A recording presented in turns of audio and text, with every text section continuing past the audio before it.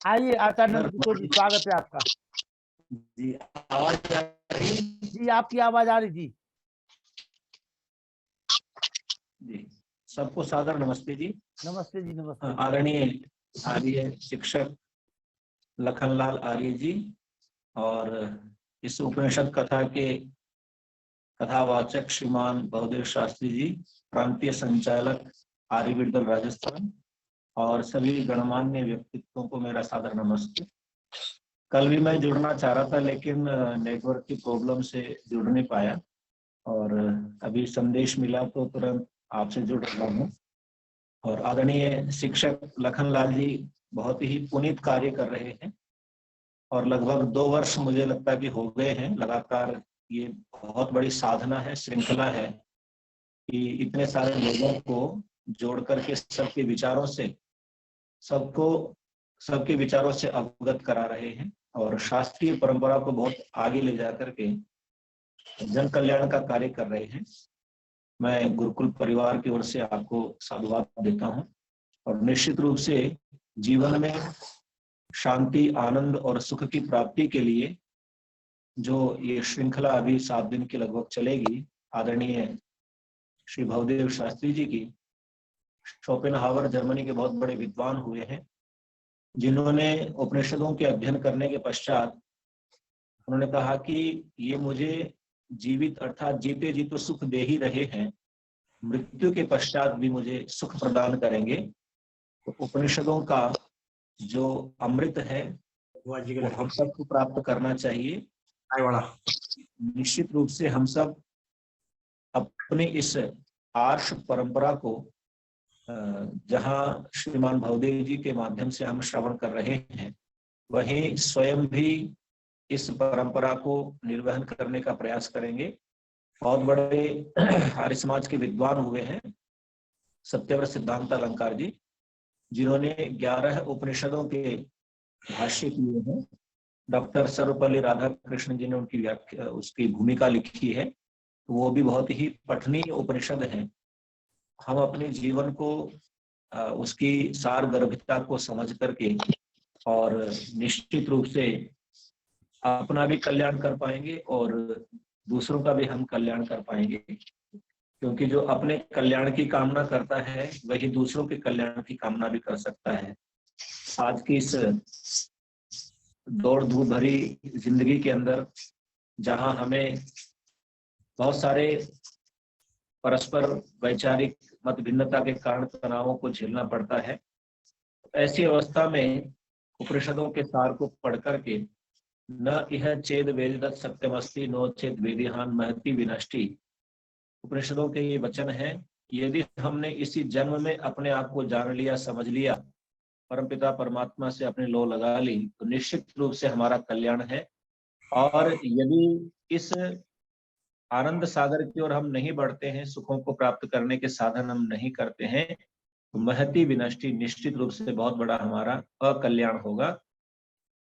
हम जब गुरुकुल में पढ़ते थे तो वहां पर बहुत सारे वाक्य लिखे होते थे, उपनिषदों के वाक्य, और उपनिषदों के अंदर बहुत सारी ऐसी कथानक आते हैं जो हमें प्रेरणा प्रदान करते हैं।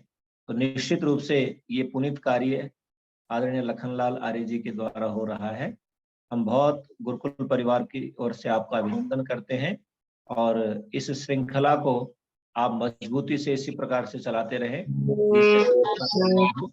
आप सबका बहुत बहुत धन्यवाद। बहुत और हमारे इस कार्यक्रम का सौभाग्य क्या, हमारे बीच में आचार्य नंद किशोर जी, जो गुरुकुल विश्व भारती रोहतक, बहुत अच्छा गुरुकुल सीबीएसई बोर्ड का संचालित आपके निर्देशन में चल रहा है। और कभी डॉक्टर वेद प्रकाश शर्मा जी मौका लगे तो जरूर गुरुकुल आप सभी लोग पधारें। और बार अभी जनवरी में एग्जाम भी वहां पर है, प्रवेश परीक्षा का। तो जो बच्चे आपके क्षेत्र में हों, जो सीबीएसई बोर्ड से पढ़ना चाहते हो, उन बच्चों के लिए आप लोग मोटिवेट करें। पूरी सूचना मैं आप लोगों को पर्सनल व्हाट्सएप पे दे दूंगा। आचार्य भवदेव शास्त्री जी आप आए और हम सभी के बीच में 7 दिवसीय उपनिषद कथा संगीत में चल रही है। और आज दूसरे दिन आचार्य नंद किशोर जी का आना हुआ, उनका बहुत बहुत स्वागत, वंदन, अभिनंदन। आइए आचार्य भवदेव शास्त्री जी। सभी को नमस्ते। नमस्ते। हाँ, आवाज आ रही जी। ठीक है।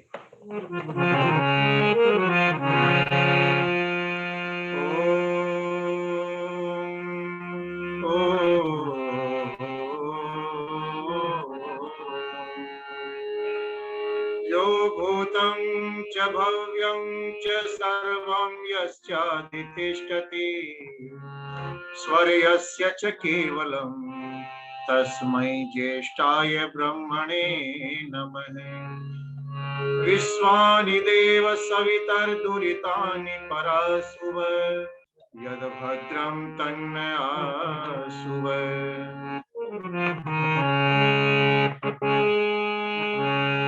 प्रभु सारी दुनिया से, प्रभु सारी दुनिया से ऊंची तेरी शान है, कितना महान है तू, कितना महान है। प्रभु सारी दुनिया से ऊंची तेरी शान है, कितना महान है तू, कितना महान है, कितना महान है तू, कितना महान है।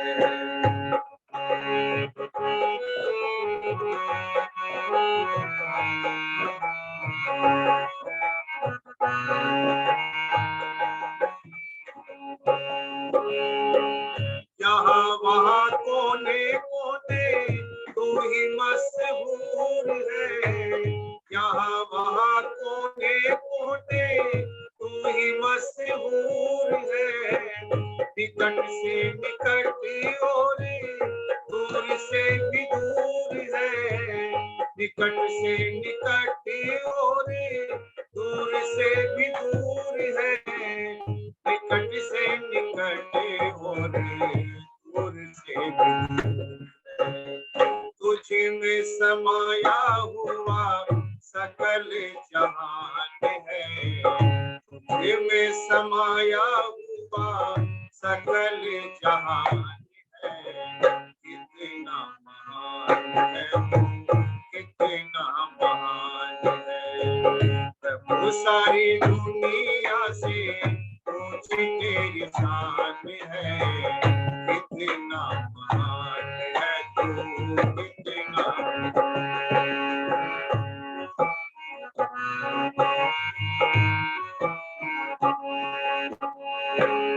तू ही एक मालिक है सारी कायनात का, तू ही एक मालिक है सारी कायनात का। तारों भरी क्यारियों का, फूलों की जमात का, फूलों भरी क्यारियों का, तारों की जमात का, फूलों भरी क्यारियों का, तारों की जमात का। तेरी ही जमीन है ये, तेरा आसमान है, तेरी ही जमीन है ये, तेरा आसमान है, कितना महान है तू, कितना महान है। प्रभु सारी दुनिया से ऊंची तेरी शान है, कितना महान है तू, कितना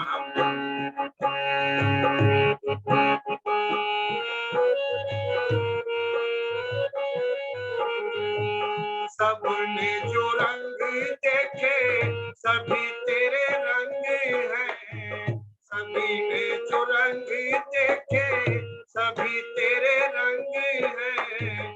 जग में अनेक तेरे पालने के ढंग हैं, जग में अनेक तेरे पालने के ढंग हैं, जग में अनेक तेरे पालने के ढंग हैं। तुझको तो छोटे बड़े सबका ही ध्यान है, तुझको तो छोटे बड़े सबका ही ध्यान है, कितना महान है तू, कितना महान है। प्रभु सारी दुनिया से ऊंची तेरी शान है, कितना महान है तू। जितने भी दुनिया में जितने भी दुनिया में जीव देहधारी है, जितने भी दुनिया में जीव देहधारी है, सभी तेरे प्यार के समान अधिकारी है, सभी तेरे प्यार के समान अधिकारी है, सभी तेरे प्यार के समान अधिकारी है। पथिक सभी को दिया तूने वरदान है, पथिक सभी को दिया तूने वरदान है, कितना महान है, कितना महान है। प्रभु सारी दुनिया से ऊंची तेरी शान है, कितना महान है तू, कितना महान है, कितना महान है, कितना महान है, कितना महान है तू, कितना महान।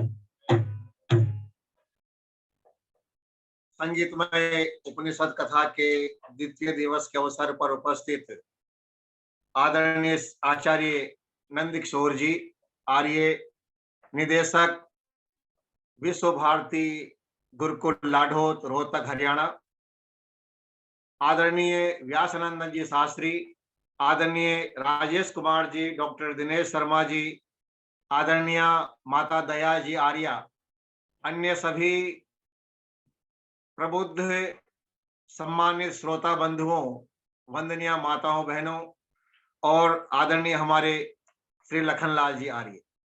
कल हमने उपनिषद कथा का शुभारंभ किया और मुझे बड़ी प्रसन्नता हुई जब मुझे बताया गया कि लगभग 80 के आसपास हमारे श्रोता इस कार्यक्रम को देख रहे थे और कई श्रोता ऐसे थे जो उनके साथ उनके मित्र, उनके परिवारजन या उनके कोई मिलने वाले लोग उस कार्यक्रम को सुन रहे थे। मैं आप सबका बहुत बहुत हृदय से आभार व्यक्त करता हूं कि आप जुड़ते हैं तो आदरणीय लखनलाल जी का उत्साह बढ़ता है, वक्ता का उत्साह बढ़ता है और इससे अन्य जो हमारे विद्वान साथी हैं उनको भी प्रेरणा मिलती है कि हम भी उस प्लेटफॉर्म पर जाएं और हम भी अपने कार्यक्रम को प्रस्तुत करें, हम भी अपनी बात को जन जन तक पहुंचाने का हम प्रयास करें। आइए आप सभी का पुनः स्वागत अभिनंदन करता हुआ आज संगीतमय उपनिषद कथा का दूसरा दिवस है। कल हमने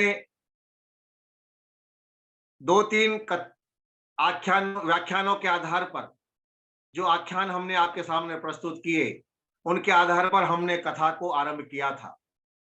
सज्जनों, एक नगर में एक सेठ जी रहते थे और एक बार संयोग ऐसा हुआ कि सेठ जी के मकान में आग लग गई।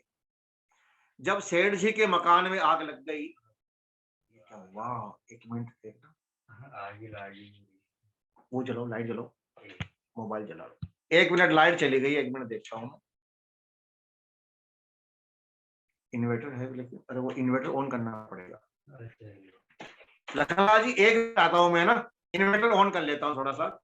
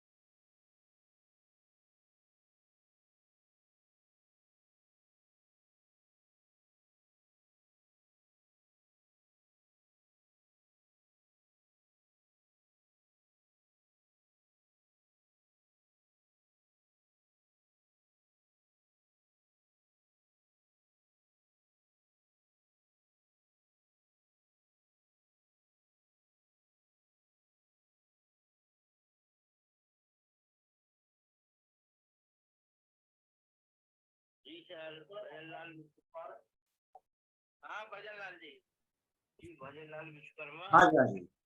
जिला ललितपुर मंत्री। जी। ओम। हाँ, आवाज आ रही है आपकी? हाँ जी, आ रही है। जी। तो सेठ जी के घर में आग लग गई, और सेठ जी के घर में आग लगी तो लोग सेठ जी के सामान को बचाने के लिए सेठ जी के घर में जा गए। कोई सेठ जी के बर्तन निकाल रहा है, कोई सेठ जी के बिस्तर निकाल रहा है, कोई सेठ जी का दूसरा सामान निकाल रहा है, और सेठ जी दूर खड़े खड़े छाती पीट रहे हैं, बचाओ बचाओ बचाओ।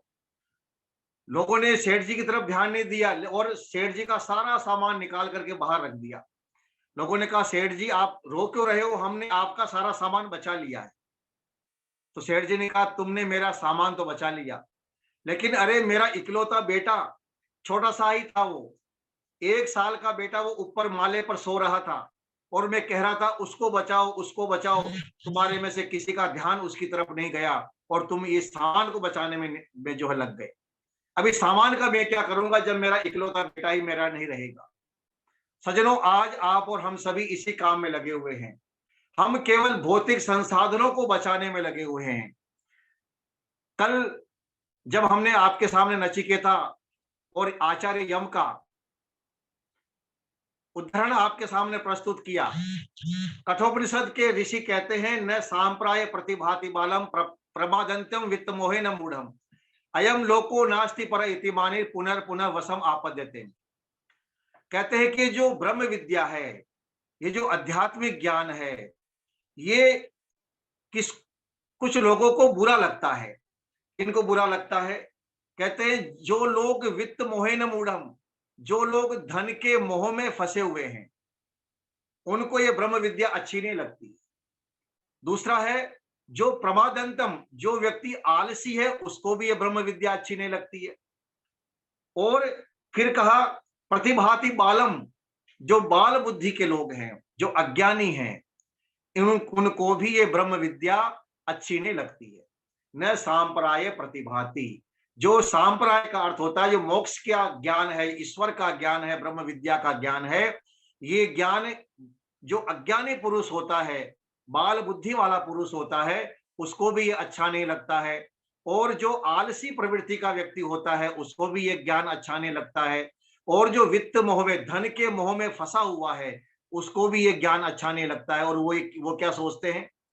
वो ये सोचते अयम लोको न अस्ति पर है, बस केवल यही संसार है, परलोक नहीं है, अगला जन्म होगा ही नहीं है किसी का। सज्जनों, संसार में 2 प्रकार की विचारधारा चल रही है। एक विचारधारा है पूर्व की विचारधारा, एक विचारधारा है पश्चिम की विचारधारा। जो पश्चिम की विचारधारा है, यानी जितने भी ईसाई मान्यता को मानने वाले जो देश हैं, पश्चिम के देश है, उनकी मान्यता क्या है? उनकी मान्यता है कि केवल यही जन्म हमारा फर्स्ट एंड लास्ट। भगवान ने ये जीवन दे दिया है, ये जन्म दे दिया है, मनुष्य का शरीर मिल गया है, खूब खाओ पियो और ऐश करो, मजे करो, अगला जन्म कुछ होता ही नहीं है। वो अगला जन्म नहीं मानते हैं। इसलिए वो ये चाहते हैं कि इस जीवन में अधिक से अधिक अचीव किया जाए, अधिक से अधिक प्राप्त किया जाए, अधिक से अधिक भोग किए जाएं, अधिक से अधिक शरीर का सुख लिया जाए। क्यों? क्योंकि उनको ये मान्यता है, उनकी है कि बस यही जीवन मिल गया सो मिल गया, अगला जीवन हमें मिलेगा नहीं। इसलिए जितना खाना है, पीना है, काम करना है, जितना भी भोग भोगना है, उतना हमें कर लेना चाहिए, अगला जन्म किसी का नहीं होता है। इसका परिणाम ये होता कि वो लोग भोग में आकंठ डूबे हुए रहते हैं, क्योंकि उनकी यही भावना है कि अधिक से अधिक कैसे प्राप्त करें, कैसे अधिक से अधिक खा सकें, कैसे अधिक से अधिक हम कामुक व्यभिचार कर सकें। ये सब करके हमें बस मजा लेना है शरीर का, और हमें कुछ नहीं करना है। एक विचारधारा तो ये है पश्चिम की विचारधारा, और एक हमारी ये पूर्व की विचारधारा, भारतीय परंपरा है, वैदिक विचारधारा है, जो कहती है कि ये जीवन फर्स्ट एंड लास्ट नहीं है, बल्कि आत्मा अनादि है, आत्मा नित्य है, हमेशा रहती है, उसका कभी मृत्यु नहीं होती, और जब तक मुक्ति नहीं हो जाती तब तक ये आत्मा बार बार शरीर धारण करती है, और ये भोग और अपवर्ग की प्राप्ति के लिए संसार में आती रहती है। इसलिए जो जीवन आज हमें प्राप्त हुआ है, हमें प्रयास करना है कि हम इससे भी अच्छा जीवन हमें प्राप्त हो, इसके लिए हम इस जीवन में पुरुषार्थ करें। धर्म, अर्थ, काम और अंत में मोक्ष। धर्म की प्राप्ति करनी है, धर्म पूर्वक अर्थ की प्राप्ति करनी है, धर्म और अर्थ पूर्वक हमें अपनी कामनाओं की पूर्ति करनी है, और अंत में हमारा जो उद्देश्य है वो है मोक्ष, कि हम मोक्ष की प्राप्ति के लिए हम पुरुषार्थ करते हैं। धर्म करते हैं मोक्ष के लिए, धन कमाते हैं मोक्ष के लिए, और हम जो भी कार्य करते हैं उसके पीछे हमारा उद्देश्य है कि हमारी सदगति हो जाए, हमारा परलोक अच्छा हो जाए। परलोक का अर्थ होता है सज्जनों अगला जन्म। कई बार लोग ये कहते हैं परलोक यानी कोई दूसरा कोई ग्रह नक्षत्र जहां हमें जाना होगा, या स्वर्ग जहां इंद्र देवता रहते हैं, अप्सराएं रहती है, वहां हमें जाना होगा, वो परलोक होता है। नहीं, परलोक का अर्थ होता है दूसरा जन्म। तो जो इस समय हमें जीवन मिला है, जो शरीर हमें मिला है, जो हमें रूप मिला है, जो आकार मिला है, जो बुद्धि मिली है, जो माता पिता मिले हैं, जो परिवार मिला है, ये हमारे पूर्व जन्म के कर्मों का फल है। पूर्व जन्मों के कर्मों के परिणाम स्वरूप हमें आज ये मिला है। हम ये चाहते हैं कि इससे भी और उत्तम जीवन हमारा हो, तो इसके लिए हमें इस जीवन में उस प्रकार के कर्म करने चाहिए, और उत्तम से उत्तम जीवन को प्राप्त करते हुए अंत में हम मोक्ष की प्राप्ति करते हैं। ये हमारे जीवन का उद्देश्य है, और इस जीवन के उद्देश्य को नचिकेता समझ गया था। तो नचिकेता के सामने यम आचार्य ने प्रलोभन का पिटारा खोल दिया। कितनी आपको, आपकी मांगे कितनी हो सकती है, आप क्या चाहते हो, जीवन में कितनी सुख सुविधाएं आपको चाहिए, वो सब मेरे से ले लो। 100 वर्ष की आयु मांग लो, पुत्र मांग लो, पौत्र मांग लो, सुंदर स्त्रियां मांग लो, धन मांग लो, जमीन मांग लो, घोड़े मांग लो, हाथी मांग लो, जो तुम्हें चाहिए जीवन को सुखी बनाने के लिए, वो सारे भौतिक संसाधन मैं तुम्हें दे सकता हूं। लेकिन तुम ये मत पूछो कि आत्मा क्या है, आत्मा का स्वरूप क्या है, मृत्यु के बाद क्या होता है, ये मत पूछो। सज्जनों, ये प्रलोभन देकर के आचार्य यम नचिकेता की परीक्षा ले रहे थे। मैंने कल आपको एक उदाहरण दिया था कि लक्ष्य को प्राप्त करने के लिए जब मनुष्य आगे बढ़ता है तो उसके सामने सोने की ईंटें आ जाती है, कंफर्ट जोन आ जाता है, सुख सुविधाएं आ जाती है, और वो सुख सुविधाएं उसको तपस्या करने के लिए, तपस्या करने से उसको रोक लेती है। अरे भाई, अब सुख सुविधाएं आ गई, अब हम क्या करेंगे परिश्रम करके, क्यों हम सुबह उठ करके ध्यान चिंतन करें, हमारे पास तो सब कुछ है। ये कंफर्ट जोन में हम बंद करके रह जाते हैं और हम अपने लक्ष्य से भटक जाते हैं। लेकिन नचिकेता बड़ा पक्का था, जो अपने लक्ष्य पर जिसकी नजर होती है वो व्यक्ति इन प्रलोभनों में नहीं फंसता। महर्षि दयानंद सरस्वती ईश्वर की तलाश करते हुए जब घर से निकले और वनों में घूम रहे हैं, पहाड़ों में जा रहे हैं, सन्यासियों के पास जा रहे हैं, मंदिरों में जा रहे हैं, आश्रमों में जा रहे हैं, और ऐसे घूमते घूमते ऊखी मठ पहुंच गए। जब ऊखी मठ पहुंचे तो बहुत संपन्न था वो मठ, बहुत भव्य मठ था। महर्षि दयानंद सरस्वती वहां गए तो स्वामी दयानंद सरस्वती के आचरण को देख करके, उनकी योग्यता को देख करके जो ऊखी मठ का महंत था वो बड़ा प्रभावित हो गया, और उसने कहा कि दयानंद, तुम युवा हो और तुम्हारे अंदर वैराग्य भी है, तुम बुद्धिमान भी हो, तुम ऐसा करो, तुम यहाँ मठ में रहो, तुम यहाँ कहाँ इधर उधर घूम रहे हो, तुम क्या प्राप्त करना चाहते हो?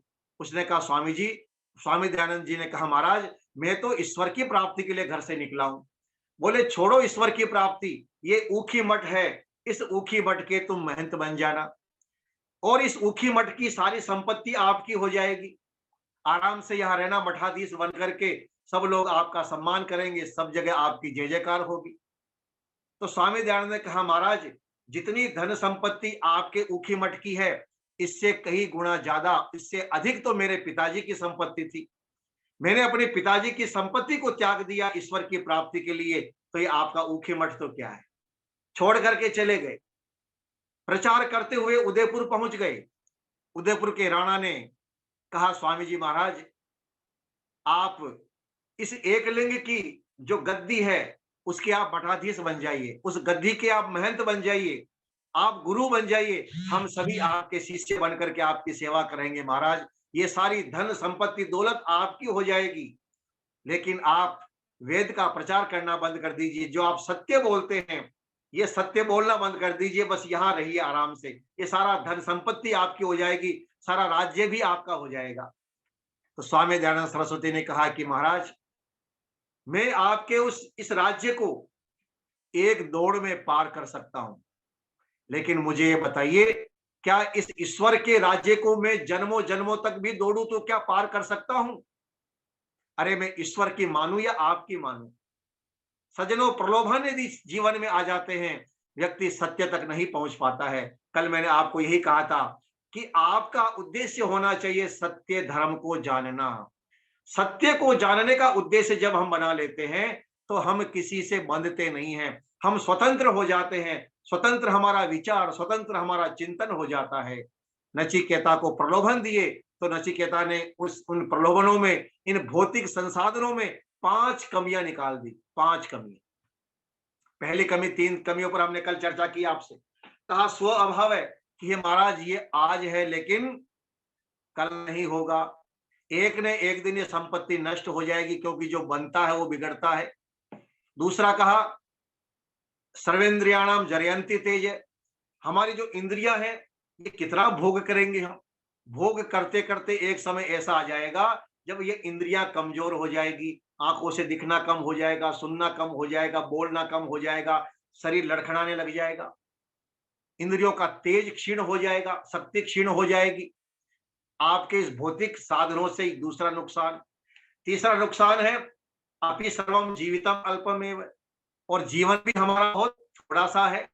इस थोड़े से जीवन में हम कितना भोग करेंगे, ये संभव नहीं है। और फिर कहा चौथी बात, न वित्तेन तर्पणीयो मनुष्य, कि हे महाराज आप मुझे ये धन संपत्ति दे देंगे, मैं ले लूंगा, लेकिन इनसे धन संपत्ति को प्राप्त करके भी मेरी इच्छा पूरी नहीं होगी।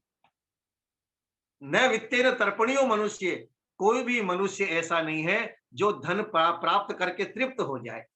ये धन एक ऐसी भूख है धन की, जो कभी इससे व्यक्ति तृप्त होता ही नहीं है। धन की भूख, रोटी से भूख मिट जाती है, हम कहते हैं मैं तृप्त हो गया, लेकिन धन की भूख ऐसी है जिससे व्यक्ति कभी तृप्त नहीं होता। जब 50,000 रुपए तनख्वाह थी महीने की तो सोचते थे 60-70 हजार हो जाए तो बड़ा आनंद आ जाए। 60-70 हजार हो गई, फिर विचार आया अरे ये तो कम हो गई, 90,000 हो जाए तो आनंद आ जाए। अब 1 लाख हो गई तो ये 1 लाख भी कम लगता है। धन से भी किसी की तृप्ति नहीं होती। तो कहा न वित्तेन तर्पणीयो मनुष्य। हमारे चाणक्य ने कहा, शास्त्रों में लिखा यत् पृथिव्याम बृहयवम हिरण्यम पशव स्त्रिय तद एकेनापि न पर्याप्तम तस्मात् तृष्णा परित्यज्य। यहां बहुत बड़ी बात कही है। कहा कि यत् पृथिव्याम बृहयवम, पूरी धरती पर जितना भी अनाज है, हिरण्य जितना भी सोना है, धन है, पशु है, स्त्रियां हैं, ये सारा यदि एक व्यक्ति को दे दिया जाए, तद एकेनापि, एक व्यक्ति को दे दिया जाए तो भी वो ये कहेगा अरे एक धरती तो मुझे दी है, अभी तो मंगल ग्रह बाकी है, अभी तो बृहस्पति ग्रह मुझे और लेना है, अभी तो शनि ग्रह और लेना है, अभी तो इस ब्रह्मांड के और ग्रहों पर भी मुझे हुकूमत करनी है। उसकी भी तृप्ति नहीं हो सकती। ये तो थोड़ा सा धन है, इससे कैसे तृप्ति होगी। और विद्वान कहते धनेसु जीवितव्यसु स्त्रीसु च आहार कर्मसु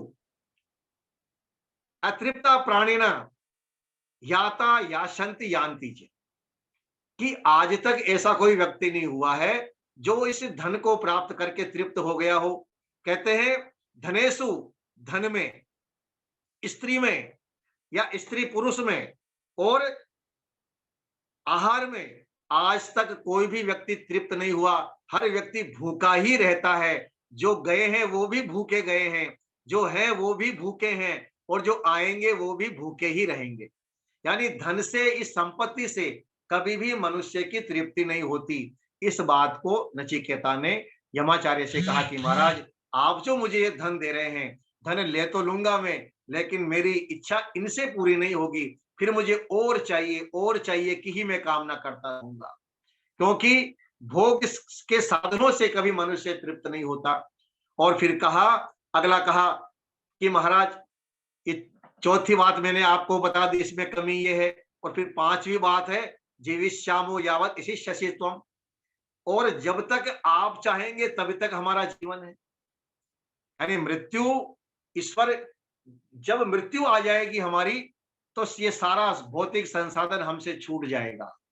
तो नचिकेता ने आचार्य यम के सामने भौतिक संसाधनों की कमजोरियां बता दी कि ठीक है, इससे हमें सुख मिल जाएगा, सुविधाएं मिल जाएंगी, इस शरीर को आराम मिल जाएगा, लेकिन आखिर ये सब कुछ ये नहीं है, इससे आगे मुझे प्राप्त करना है। मुझे तो वो चीज प्राप्त करनी है जिसको प्राप्त करके व्यक्ति अमर हो जाता है, जिसको प्राप्त करके व्यक्ति को और कुछ पाने की आवश्यकता नहीं होती, जिसको प्राप्त करने के लिए संत महात्मा घर परिवार त्याग देते हैं, जिसको प्राप्त करने के लिए सिद्धार्थ ने बुद्ध का रास्ता अपनाया, जिसको प्राप्त करने के लिए मूल शंकर ने दयानंद का रास्ता अपनाया। सज्जनों, ये महापुरुष जो घर परिवार संपत्ति त्याग करके निकले हैं, निश्चित रूप से इनके हृदय में, इनके मन में भी कोई विचार रहा होगा, यदि इनको धन से सुख मिल जाता तो इनके पास धन की कमी नहीं थी, लेकिन धन से आगे का जो शक्ति है, धन से आगे की जो शांति प्राप्त करने का जो उपाय है, उस उपाय की ओर इन्होंने प्रयास किया। मैं भी वही उपाय आपसे जानना चाहता हूं। देखिए, नचिकेता एक विद्यार्थी है और गुरु विद्यार्थी की योग्यता को देख करके उसकी परीक्षा लेता है कि भाई ये वास्तव में मेरे शिक्षा के योग्य है या नहीं है, ये पात्र है या नहीं है। तो ऐसा तो नहीं इसके मन में जिज्ञासा ही ना हो, और जो जिज्ञासु होता है उसको जो ज्ञान दिया जाता है वो तुरंत उसको ग्रहण कर लेता है। ये जिज्ञासु की एक विशेषता होती है कि आप जो भी उसे दोगे वो तुरंत उसको प्राप्त कर लेगा। नहीं तो होता क्या है, जिस व्यक्ति में जिज्ञासा नहीं होती है, एक बार जानने का प्रयास करता है, कुछ समझ लेता, सुन लेता है और उसके बाद में उसको छोड़ करके चला जाता है, या उसको इस कान से सुनता है और इस कान से निकाल देता है। तो नचिकेता ने भौतिक संसाधनों की कमजोरी बता दी। कहा ये आयु बहुत छोटी है और इस छोटी सी आयु में हम संसार के भोग करते करते हमें तृप्ति नहीं होगी। ययाति की कथा आपने सुनी होगी। राजा ययाति अपने जीवन में खूब भोग उन्होंने किया। भोग करने के बाद में उनकी मृत्यु हुई।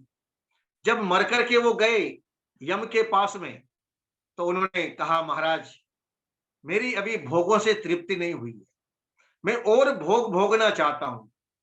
तो यमराज ने कहा कि भाई ठीक है, हम आपको एक जीवन और देते हैं, लेकिन इसके बदले में आपके एक पुत्र को अपना जीवन त्याग करना पड़ेगा।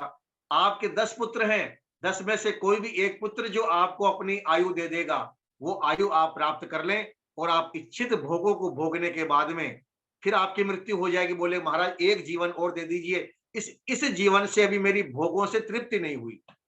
ययाति आते हैं अपने पुत्रों के पास, कहते हैं भाई तुम अपनी आयु मुझे दे दो जिससे कि मैं भोगों को खूब भोग सकूं, अभी मेरी तृप्ति नहीं हुई है। किसी भी पुत्र ने अपनी आयु नहीं दी, सबने मना कर दिया। जो छोटा पुत्र था उसने कहा पिताजी ये शरीर आपका ही दिया हुआ है, मैं आपको अपनी आयु देता हूं। तो ययाति को उसके पुत्र ने आयु दे दी। समझाने के लिए दृष्टांत है, ये सत्य घटना नहीं है।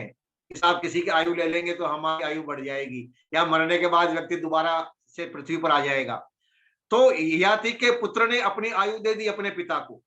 ययाति फिर से युवा हो गए और उन्होंने कई वर्षों तक खूब भोग भोगा, और भोग भोगने के बाद में अंत में उन्होंने कह दिया न जातु काम कामाना उपभोग्य ने साम्यति हविषा कृष्ण वर्तमे व भूय एव अभिवर्ति, कि मैं समझ गया हूं न जातु काम कामाना उपभोग्य ने साम्यति, कि जो भोग है ये भोगने से कभी शांत नहीं होते हैं।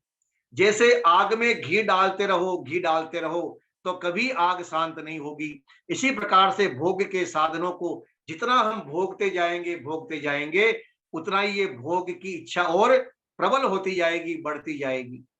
नचिकेता ने कहा महाराज आपके जो भौतिक संसाधन हैं ये तो मेरी इच्छाओं को और तेज करेंगे, इसलिए मैं तो आपका शिष्य हूं और आप मुझे बताइए मुझे किस मार्ग पर चलना है, कौन सा रास्ता है जिस रास्ते पर चल करके मेरा कल्याण हो सकता है। नचिकेता के इस दृढ़ संकल्प को देख करके आचार्य यम ने कहा कि अब ये पक्का शिष्य आज मिला है, जिसको मैंने इतने प्रलोभन दिए फिर भी ये उन प्रलोभनों में नहीं फंसा। अब ये वास्तव में ये जिज्ञासु है, वास्तव में ये पात्र है, इसको ही सत्यान देना चाहिए, इसको ही ब्रह्म विद्या का रहस्य समझाना चाहिए। और आचार्य यम ने कहा, हे नचिकेता, मैं तुम्हारी इन बातों से बड़ा प्रसन्न हूं, आओ बैठो, मैं तुम्हें उपदेश करता हूं। और आचार्य यम कहते हैं, श्रेयस्य प्रेयस्य मनुष्य में तत् तो संपरित्य विविनक्त धीरे श्रेयो ही धीरो अभिप्रेयस वृणीते मंदो योगक्षेमात् वृणीते। कि है नचिकेता, दो रास्ते हैं, श्रेय और प्रेय, दो मार्ग हैं। एक रास्ते का नाम है श्रेय, दूसरे का नाम है प्रेय। अब इसको हिंदी में हम समझेंगे, एक रास्ता है जिस रास्ते पर चल करके हमारा कल्याण ही कल्याण है, और दूसरा रास्ता है प्रेय मार्ग, जिस रास्ते पर चलने से संकट है, दुख है, अशांति है, परेशानी है। दो रास्ते हैं हमारे सामने। अब जब राहगीर पथिक चलता है और चलते चलते सामने दो रास्ते आ जाते हैं और उन दो रास्तों में से समझता है कि मुझे किधर जाना है, उस समय वो वहां रुक करके किसी राहगीर से पूछता कि भैया मुझे वहां जाना है, कौन सा रास्ता ठीक रहेगा। यदि राहगीर भी समझदार है तो कहेगा कि आपको इस रास्ते से जाना चाहिए, तो आप अपनी मंजिल पर पहुंच पाएंगे। सज्जनों, गुरु जो होते हैं वो हमें जैसे रास्ते का पत्थर होता है, वो हमें रास्ता बताता है। साइन बोर्ड होता है, उसको पढ़ करके हम रास्ते की तरफ चल पड़ते हैं। ऐसे ही जो गुरु होते हैं वो हमें हमारे जीवन में हमें सच्चा रास्ता बताते हैं, हमें सद्ज्ञान बताते हैं, हमें सही रास्ते पर लेकर के जाते हैं। गुरु वो नहीं होता जो केवल अपनी तरफ जोड़े कि बस तुम मेरे चेले बन जाओ, मेरे नाम की कंठी पहन लो, मेरे से तुम मंत्र ले लो और मेरे अलावा तुम्हें कहीं नहीं जाना है। ऐसे ही कहने वाले ये सच्चे गुरु नहीं है। वो व्यवसायी हो सकते हैं, ढोंगी और पाखंडी हो सकते हैं। सज्जनों, ब्रह्मा से लेकर के जैमिनी पर्यंत, ब्रह्मा, कपिल, कणाद, महर्षि पतंजलि, अनेकों अनेकों हमारे यहाँ देश में ऋषि हुए। आप सोचिए, किसी ने भी अपने नाम से अलग मत पंथ नहीं चलाया। महर्षि पतंजलि, याज्ञवल्क्य के ऋषि, कणाद ऋषि, जिन्होंने दर्शन का इतना गहरा ज्ञान हमको दिया, बहुत बड़े वैज्ञानिक, बहुत बड़े ऋषि, बहुत बड़े विद्वान, लेकिन उन्होंने भी अपना कोई मत पंथ संप्रदाय नहीं चलाया। वो एक ही बात कहते थे, हम जो कहते हैं वो वेद की बात है, बस वेद की बात के अनुसार चलिए, वेद की आज्ञा के अनुसार चलिए, क्योंकि वेद ही वेदो अखिलो धर्म मूलम, वेद ही हमारे धर्म का आधार है, बस वेद की बात मानिए। और महर्षि दयानंद सरस्वती ने भी यही बात कही कि मैं अपना कोई अलग संप्रदाय नहीं चलाना चाहता। इसलिए महर्षि दयानंद ने भी अपना कोई अलग से संप्रदाय नहीं चलाया, अपना कोई पंथ नहीं चलाया। उन्होंने भी यही कहा, जो वेद का रास्ता है वही मेरा रास्ता है, मैं भी वेद के रास्ते पर चल रहा हूं और तुम सबको भी वेद के रास्ते पर ही चलना चाहिए। इसके अलावा जितने भी रास्ते हैं वो सब रास्ते प्रेय मार्ग है, जो हमें अज्ञान और अंधविश्वास, ढोंग, पाखंड, आडंबर की ओर लेकर के जाते हैं। नचिकेता से को कहा आचार्य यम ने कि हे नचिकेता, दो रास्ते हैं, एक श्रेय मार्ग है, एक प्रेय मार्ग है, एक कल्याणकारी मार्ग है और एक अकल्याणकारी मार्ग है। तुम्हें किस पर चलना है ये निर्णय कौन करेगा? धीर व्यक्ति, समझदार व्यक्ति, बुद्धिमान व्यक्ति ही सही रास्ते पर चलने का निर्णय करता है। सज्जनों, जीवन के अंदर कई बार निर्णय हमारी करने की क्षमता की परीक्षा होती है। कई बार ऐसे मोड़ पर हम खड़े हो जाते हैं कि हम किधर जाएं, क्या करें, करना चाहिए कि नहीं करना चाहिए। निर्णय हमारा यदि अच्छा होता है, निर्णय यदि हमारा सही होता है तो हमें भविष्य में सफलता मिलती है, और यदि निर्णय हमारा गलत हो जाता है तो हमारा वही पतन हो जाता है। आप देखिए महाभारत का उदाहरण, कौरव और पांडवों में युद्ध निश्चित हो गया। दुर्योधन भगवान कृष्ण से सहायता मांगने के लिए जाते हैं। जब सहायता मांगने के लिए गए तो भगवान कृष्ण विश्राम कर रहे थे, और जब विश्राम कर रहे थे तो उन्होंने देखा कि सो रहे हैं। दुर्योधन जाकर के उनके सिर की तरफ बैठ गया अर्जुन भी भगवान कृष्ण से सहायता मांगने के लिए गए। अर्जुन ने देखा कि भगवान सो रहे हैं, वो जाकर के चरणों की ओर बैठ गया, पैरों की ओर तरफ बैठ गया। जब भगवान कृष्ण की आंखें खुली तो उन्होंने अर्जुन को देखा और कहा, अर्जुन तुम यहाँ कैसे आए? दुर्योधन बीच में खड़ा हो गया, बोले भगवान मैं भी आया हुआ हूँ। बोले अच्छा तुम भी आए हुए हो, बताइए क्या कारण है, किस लिए आना हुआ आपका? बोले आपको पता है हम दोनों के बीच में युद्ध निश्चित हो गया है, हम आपसे सहायता मांगने के लिए आए, सहायता कीजिए। कृष्ण ने कहा देखिए मैं आपकी सहायता तो करूंगा, लेकिन मेरी एक शर्त है। क्या शर्त है आपकी? कि एक और मेरी नारायणी सेना रहेगी। मेरी नारायणी सेना जो अस्त्र शस्त्रों से सुसज्जित है, युद्ध विद्या में पारंगत है और बलवान मेरे योद्धा हैं, वो नारायणी सेना एक और रहेगी और दूसरी ओर मैं रहूंगा, निहत्ता रहूंगा। मैं युद्ध नहीं करूंगा, हथियार नहीं उठाऊंगा, अस्त्र शस्त्र का प्रयोग मैं नहीं करूंगा। अब निर्णय करो तुम्हें क्या चाहिए? दुर्योधन ने कहा पहले मैं मांगूंगा। कृष्ण ने कहा कि नहीं, तुम्हें पहले मांगने का अधिकार नहीं। क्यों अधिकार नहीं है? क्योंकि दुर्योधन के मन में शंका थी कहीं ये नारायणी सेना न मांग ले अर्जुन। तो कृष्ण ने कहा कि तुम्हें मांगने का अधिकार इसलिए नहीं है क्योंकि एक तो तुम आयु में बड़े हो, दूसरा है अर्जुन को मैंने तुमसे पहले देखा, इसलिए अर्जुन को पहले अधिकार है कि वो मांगे उसको नारायणी सेना चाहिए या निहत्ता कृष्ण चाहिए। सज्जनों आप सब जान विद्वान है, जानते हैं अर्जुन ने क्या मांगा। अर्जुन ने कहा प्रभु भगवान मेरे को नारायणी सेना नहीं चाहिए, मेरे को तो निहत्ता कृष्ण चाहिए। कृष्ण ने कहा अर्जुन इसे निहत्ते कृष्ण को लेकर क्या करोगे? बोले अपने रथ का सारथी बनाऊंगा। अरे जिस रथ का सारथी ही कृष्ण हो उसकी तो युद्ध में विजय निश्चित होती है। हमारे जीवन का इस जीवन रूपी रथ का सारथी यदि अच्छा होता है तो सज्जनों यात्रा मंगलमय होती है। दुर्योधन नारायणी सेना लेकर के उछलता कूदता प्रसन्नचित होता हुआ आनंद मनाता हुआ हस्तिनापुर आया। शकुनी ने देखा दूर से दुर्योधन बड़ा खुश हो रहा है, गदा उठा उठा करके जो अपनी खुशी का इजहार कर रहा है, प्रकट कर रहा है कि मैं बड़ा प्रसन्न हूं, मैंने कोई बहुत बड़ा इनाम जीत लिया है। पूछा दुर्योधन क्या बात है, इतने प्रसन्न कैसे हो? बोले मामा श्री द्वारिका से नारायणी सेना लेकर के आया हूं। बोले नारायणी सेना तो लेकर के आ गए, लेकिन कृष्ण कहाँ है? तो दुर्योधन कहता उस निहत्ते कृष्ण का मैं क्या करता, जो कहता था कि मैं युद्ध नहीं करूंगा, युद्ध में हथियार अस्त्र शस्त्र का प्रयोग नहीं करूंगा, निहत्ता रहूंगा, ऐसे कृष्ण को लेकर मैं क्या करता? उसको तो अर्जुन लेकर के चला गया। शकुनी ने अपना सिर पीट लिया, बोले मूर्ख व्यक्ति, अरे सेना युद्ध नहीं करती है, युद्ध करता है बुद्धि, युद्ध करता है विचार, युद्ध करता है उसका आत्मबल। जहां नीति होती है उसी युद्ध में विजय होती है, और नीति तो पांडवों के साथ चली गई, अब हमारा युद्ध में क्या होगा? सज्जनों परिणाम आपके सामने। निर्णय अर्जुन ने किया, उस निर्णय एक उसके सही निर्णय के कारण से पांडवों की विजय हो गई। पति और पत्नी नदी के किनारे पर जा रहे थे, घूमते हुए टहलते हुए जा रहे थे। उन्होंने देखा एक काला सा कंबल नदी में बहता हुआ जा रहा है। पत्नी ने अपने पति से कहा जी देखो एक कंबल नदी में बहता हुआ जा रहा है, आप तो बड़े अच्छे तैराक हो, दिखा दो आज अपनी तैराकी का चमत्कार, जाओ और कंबल लेकर के आ जाओ। पति ने भी आओ देखा न ताओ, पत्नी के कहने पर कूद गया नदी में और तैरता हुआ कंबल के पास चला गया, कंबल को पकड़ लिया। लेकिन कंबल को पकड़ने के बाद में क्या हुआ? ऊपर नीचे होने लगा, कभी कंबल ऊपर, कभी वो ऊपर, कभी कंबल ऊपर, कभी वो ऊपर, गोता खाने लगा।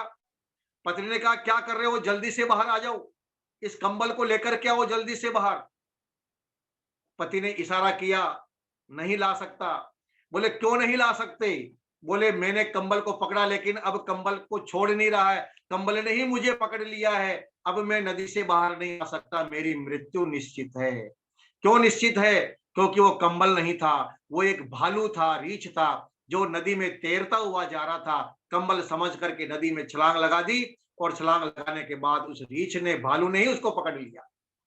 बिना निर्णय के यदि हम कोई कार्य करते हैं निश्चित रूप से उसमें हमें असफलता मिलती है। ना श्रेय मार्ग पर चलना है या प्रेय मार्ग पर चलना है, दो रास्ते आपके सामने हैं, रास्तों का चयन कर लीजिए और चलना प्रारंभ कर दीजिए। यदि आपने श्रेय मार्ग को की तरफ आपने कदम बढ़ा दिया है तो निश्चित रूप से आपके जीवन का उद्धार होगा। आज हम भौतिकवाद की चकाचौंध में सज्जनों एक दो गिलास हमारे सामने रखे हुए हैं। एक गिलास जिसमें गाय का दूध रखा हुआ है और दूसरा गिलास जिसमें शराब रखी हुई है। अब निर्णय हमें करना है कि हमें शराब चाहिए या गाय का अमृत जैसा दूध चाहिए। लेकिन आज के नौजवान क्या कर रहे हैं? आज के नौजवान किसका निर्णय कर रहे हैं, किसका चयन कर रहे हैं? आप देखिए, जन्मदिन की पार्टियां होती है, शादी की पार्टियां होती है, या और कोई कार्यक्रम होता पार्टी के नाम पर, तो पार्टी में क्या होता है? पढ़े लिखे लोग क्या कर रहे हैं? वो कभी भी दूध की पार्टी नहीं करते, कभी भी छाछ की पार्टी नहीं करते, कभी भी लस्सी की पार्टी नहीं करेंगे, कभी भी जो है फलों के रस की पार्टी नहीं करेंगे। पार्टी का मतलब होता है शराब और शराब। जहाँ शराब पी जाए और जहाँ मांस खाया जाए, नाच रंग हो, व्यभिचार हो, उसको पार्टी का नाम दिया जाता है। तो आज हमारे युवाओं में, आज हमारे लोगों के अंदर निर्णय करने की क्षमता कमजोर हो गई। तामसिक बुद्धि होने के कारण से वो दूध को समझते हैं तो बच्चे का काम है और शराब ये तो हमारा काम है। और जो पीते हैं ना वो बड़े विचित्र हैं। उनके तर्क देखिए आप, यदि जीवन में आकर के शराब नहीं पी तो फिर क्या किया? और यदि जब मर करके जाएंगे भगवान कहेगा तूने शराब नहीं पी, दोबारा से जा। तो ऐसे ऐसे वो कुतर्क करते हैं। तो आइए एक छोटा सा भजन सुनाता हुआ आगे की बात पर हम चर्चा करेंगे।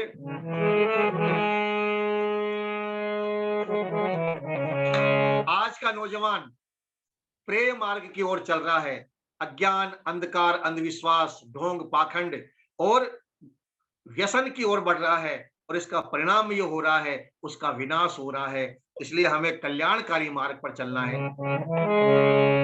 बर्बाद क्यों करी है, बर्बाद क्यों करी है तूने ये जवानी, जिस भी कर झूमता है वो नास की निशानी। बर्बाद क्यों करी है तूने है ये जवानी, जिस भी कर झूमता है तेरे नास की निशानी। बर्बाद क्यों करी है।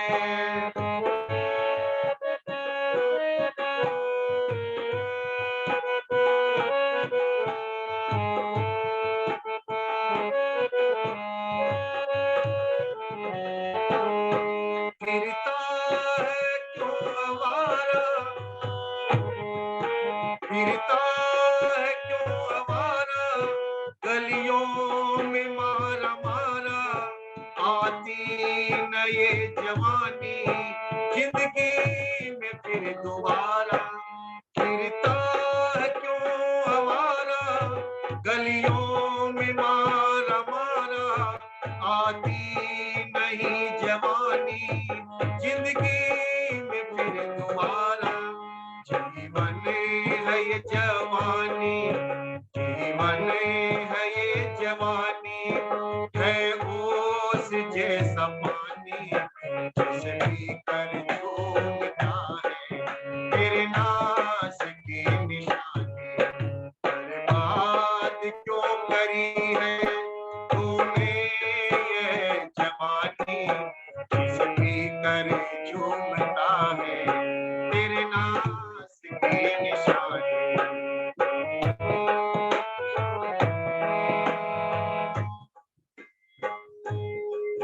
खाया कबाब तूने, पीली शराब तूने, जितना कमाया खोया ना देखा हिसाब तूने। खाया कबाब तूने, पीली शराब तूने, कितना कमाया खोया ना देखा हिसाब तूने। जुआ ताश खेला, जुआ ताश खेला, देखी न लाभ हानि, जिस भी कर झूमता है तेरे नास की निशानी।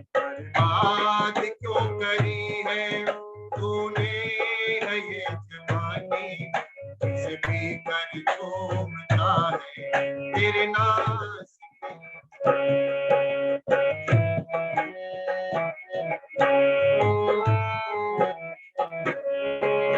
विषयों में फंस रहा तू, विषयों में फंस रहा तू, फिर भी क्यों हंस रहा तू, मक्खी चक्की के दाने जैसे वैसे ही पिस रहा तू, विषयों में फंस रहा तू, फिर भी क्यों हंस रहा तू, चक्की में दाना जैसे वैसे ही पिस रहा तू। मन की ही मान्यता है, मन की ही मान्यता है, ऋषियों की ना मानी कर चोमता है, तेरे नाश की निशानी। बात क्यों करी है तूने ये जवानी, जिस पी कर चोमता है, तेरे नाश की निशानी, जिस पी कर चोमता है, तेरे नाश की निशानी। दो प्रकार के रास्ते नचिकेता ने को बताए कि हे नचिकेता, दो मार्ग हैं, अब तुम्हें कौन से मार्ग पर चलना है ये निर्णय कीजिए। और उसके बाद में यमाचार्य ने बहुत सुंदर एक उपदेश उनको दिया। सर्वे वेदा यत् पदम आमनन्ति सर्वाणि, तपांसी, कहा कि जितने भी वेद हैं वो उस नाम को पुकारते हैं। तपांसी सर्वाणि यद् इच्छन्ति यद् इच्छन्तो ब्रह्मचर्यं चरन्ति तत्ते पदम संग्रहेण ब्रवीमि ओम इति एतत्। कि हे नचिकेता, मैं तुमको एक ऐसा नाम बताता हूं जिस नाम का सहारा लेने से निश्चित रूप से हमारा कल्याण ही कल्याण होगा। वो ऐसा नाम है जिस नाम को चारों वेदों में उसकी महिमा गाई है, जिस नाम को प्राप्त करने के लिए ऋषि मुनि तपस्या करते हैं, जिस नाम की आराधना के लिए ब्रह्मचर्य का पालन किया जाता है, और जिसकी आराधना के लिए विद्वान लोग प्रयास करते हैं, वो नाम है, वो पद है, उस ईश्वर का मुख्य नाम है, और वो है ओम। या आचार्य यम ने सज्जनों नचिकेता को एक नाम दिया और कहा ईश्वर का मुख्य जो नाम है, ईश्वर का नाम ओम है, और यदि आप इस ओम नाम का सहारा लेकर के चलेंगे तो निश्चित रूप से आपके जीवन का कल्याण होगा। सज्जनों, यहां से आचार्य यम का उपदेश प्रारंभ हो जाता है। आप कहेंगे ये ओम क्या है, ओम किसे कहते हैं, ओम की इतनी महिमा क्यों गाई गई है? आप सभी जानते हैं, परमात्मा का जब नाम हम पुकारते हैं तो ओम नाम से उस ईश्वर को याद किया जाता है। जैसे आप और हम सबके नाम हैं, ऐसे ही उस ईश्वर का भी नाम है ओम। और जैसे हर व्यक्ति अपना परिचय स्वयं देता है, ऐसे ही परमात्मा ने भी अपना परिचय दिया है वेद के द्वारा। वेद सज्जनों परमात्मा की वाणी है। उपनिषद में लिखा है कि जो वेद है वो परमात्मा की वाणी है। वेदा वाग्वृतेव, वेद ही ईश्वर की वाणी है। इसलिए वेद पढ़ना यानी ईश्वर की वाणी को सुनना, वेद के मंत्र सुनना यानी ईश्वर की आवाज को सुनना। इसलिए महर्षि दयानंद सरस्वती ने वेद का पढ़ना, पढ़ाना, सुनना, सुनाना हम सभी आर्यों का परम धर्म बताया कि वेद जो है वो साक्षात ईश्वर की वाणी है। वेद को पढ़ रहे हैं यानी ईश्वर को पढ़ रहे हैं, वेद का स्वाध्याय कर रहे हैं यानी ईश्वर का स्वाध्याय कर रहे हैं, ईश्वर से डायरेक्ट आपका कांटेक्ट हो रहा है। इसलिए वेद के मंत्र का पठन पाठन करना, वेद की शिक्षाओं के आधार पर अपने जीवन को चलाना, ये आप और हम सब का कर्तव्य बताया गया है। तो वेद के अंदर परमात्मा ने अपना परिचय दिया, कहा कि मेरा जो नाम है वो ओम नाम है। ओम कृतो स्मरय, हे मनुष्यों मुझे आप ओम नाम से स्मरण करो। ओम खम ब्रह्म, मेरा नाम ओम है और मैं कैसा हूं? खम ब्रह्म, मैं सबसे बड़ा हूं, सबसे महान हूं। तो वेद में भी परमात्मा का मुख्य नाम ओम बताया गया है। उसके बाद में, वेद के बाद में आता उपनिषद। उपनिषद में भी लिखा ओम इति एतत् अक्षरम उद्गीतम उपासीत, कि उस परमात्मा का ओम नाम से स्मरण करना चाहिए। ये उपनिषद में भी लिखा है। दर्शन में भी लिखा है तस्य वाचक प्रणव है, उस ईश्वर का नाम प्रणव है। अब आप कहेंगे जी प्रणव है तो यहाँ तो ओम नहीं है, लेकिन प्रणव को ही उद्गीत कहा गया है और उद्गीत को ही ओम कहा गया है। तो दर्शन में भी ईश्वर का नाम ओम बताया गया है। तो वेद में ईश्वर का नाम ओम है, उपनिषद में ईश्वर का नाम ओम है, दर्शन में ईश्वर का नाम ओम बताया गया है, और उसके बाद में श्रीमद् भगवद गीता ओम इत्येकाक्षरम ब्रह्म व्याहरण माम अनुस्मरण ये प्रयाति तयंदेयम स याति परमाम गतिम ओम तत्सत इति निर्देशो ब्राह्मणा त्रिविधि स्मृतय। तो परमात्मा ने, भगवान कृष्ण ने भी गीता के अंदर कहा कि उस ईश्वर का नाम ओम है और उस ओम नाम से ईश्वर का उस परमात्मा का स्मरण करो। ओम तत्सत इति निर्देशो ब्राह्मणा त्रिविधि स्मृतय। जो विद्वान होते हैं वो ईश्वर को ओम नाम से ही स्मरण करते हैं। तो गीता में, उपनिषद में, दर्शन में, वेद में, इन सभी शास्त्रों में ईश्वर का जो नाम है वो ओम बताया है। और उसके बाद में गुरु नानक देव जी महाराज ने भी कहा एक ओंकार सतनाम कर्ता पुरुष निर्भव निर्वैर अकाल मूर्त अजूनि सेवम गुरु प्रसाद है। तो वहां पर भी गुरु नानक देव जी महाराज ने जो शब्द के बताया है उसमें एक ओंकार, उस ईश्वर का ओंकार नाम बताया है कि उस ईश्वर का मुख्य नाम ओम है। तो आप देखिए यहाँ उपनिषद में आचार्य यम ने नचिकेता को उपदेश देते हुए सर्वप्रथम ओम नाम का स्मरण कराया कि उस ईश्वर, वो शक्ति जिसको हम जानना चाहते हैं। देखिए, जिसको आप जानना चाहते हैं सबसे पहले आप उसका परिचय लेते हैं कि भाई वो जिससे आप मिलना चाहते हैं, जिसके पास आप जाना चाहते हैं, सबसे पहले उसका आप परिचय लेते हैं कि भाई वो आदमी कैसा है, उसका नाम क्या, वो कहाँ रहता है, उसके बारे में बताइए। हम उसके बारे में जानेंगे तभी तो उससे मिलेंगे। तो सबसे पहले आप उनका परिचय लेते हैं। तो आचार्य यम भी नचिकेता को ब्रह्म विद्या का उपदेश देते हैं और ब्रह्म विद्या का उपदेश देते हुए उसे बताते हैं सर्वे वेदायत पदम आमनंती, कि जिस वेद जिसके का गुणगान करते हैं उस पद का नाम है ओम। उस ओम नाम को नचिकेता को आचार्य यम ने बताया। अब यहाँ कई बार लोग प्रश्न करते हैं कि सब ईश्वर का ओम नाम ही क्यों है, बाकी जो अन्य नाम है हम तो भगवान को ब्रह्मा विष्णु महेश शिव रुद्र लक्ष्मी सरस्वती आदि अनेक नामों से पुकारते हैं, फिर वो सब क्या है? तो सज्जनों, वो ये सब भी परमात्मा के ही नाम है।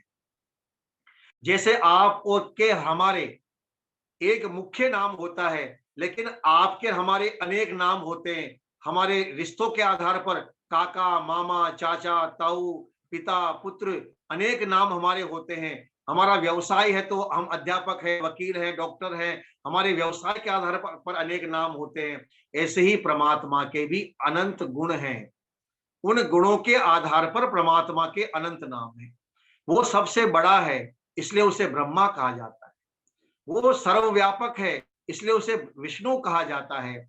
वो सबका कल्याण करता है इसलिए उसे शिव कहते हैं। वो सबको ज्ञान देता है इसलिए उसे सरस्वती कहते हैं।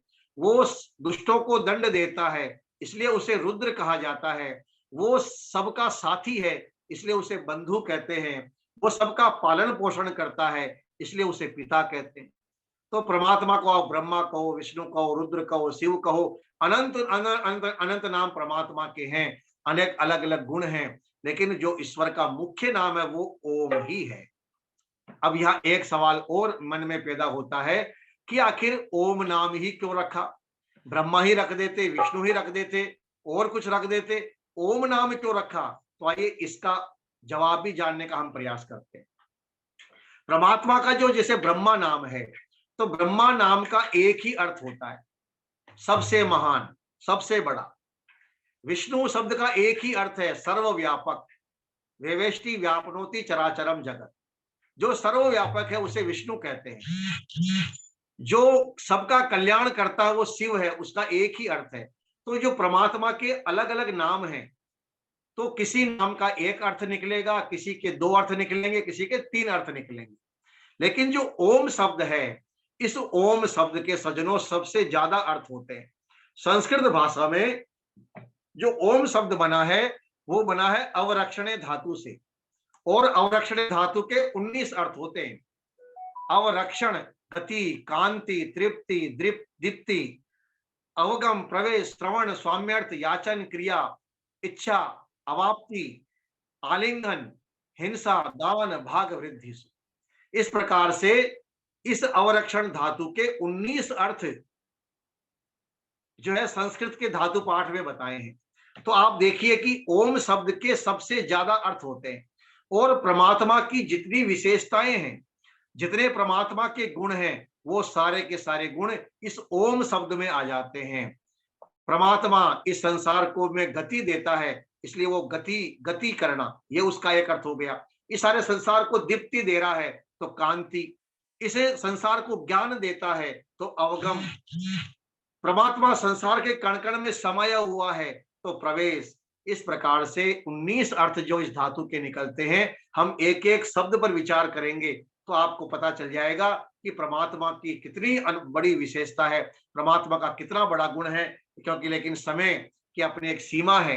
तो आइए, परमात्मा के नाम को आज हमने समझा, परमात्मा के नाम को हमने जाना, जो आचार्य यम ने नचिकेता को बताया कि उस ईश्वर का नाम ओम है। आज एक विशेषता, एक परिचय हमने परमात्मा का लिया है। क्योंकि यमाचार्य कहते हैं कि देखो, यदि हमने विद्या प्राप्त नहीं करी, यदि हमने सही मार्ग को नहीं चुना, तो क्या होगा, इसका परिणाम क्या होगा? इसका परिणाम ये होगा, अविद्यायाम अंतरे वर्तमाना स्वयं धीरा पंडित मन्यमाना दंद्रम्यमाना पर्यंति सर्वा अंधेनेव नियमाना यथांधा। कि यदि हमने सही ज्ञान प्राप्त नहीं किया तो जैसे अंधे के पीछे अंधे चलते हैं, उनको कहां जाना पता ही नहीं है, भेड़ के पीछे भेड़ चलती है, भेड़ चाल हो रही है। ऐसे ही यदि व्यक्ति सही ज्ञान को प्राप्त नहीं करता है, अज्ञान में फंस जाता है, तो फिर वो अज्ञान की बहुत लंबी श्रृंखला उसके पीछे चल पड़ती है। वो स्वयं भी अज्ञान में फंसता है और अनेक अनेक लोगों को भी इस अज्ञान में फंसा देता है। इसलिए सज्जनों, उपनिषद का जो संदेश है, उपनिषद का जो ज्ञान है, वो हम सबको सही मार्ग बताने वाला ज्ञान है। आइए,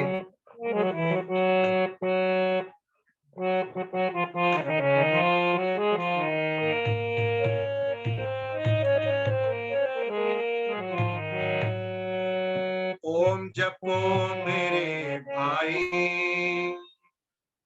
ओम जपो मेरी बहना, ओम जपो मेरे भाई, ओम जपो मेरी बहना।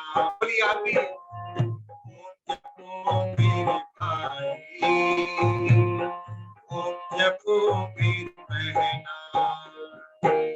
अति समय तक इस वाणी से, अति समय तक इस वाणी से ओम ओम ही कहना। ओम जपो मेरे भाई, ओम जपो मेरी बहना।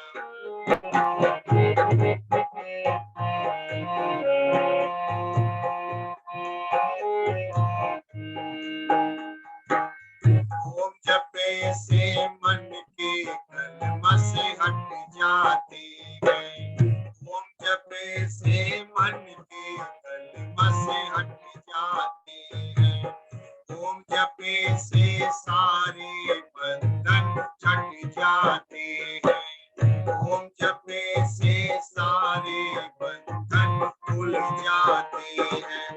ओम ही सबका मुकुट मणि है, ओम ही सबका मुकुट मणि है, ओम ही सबका कहना।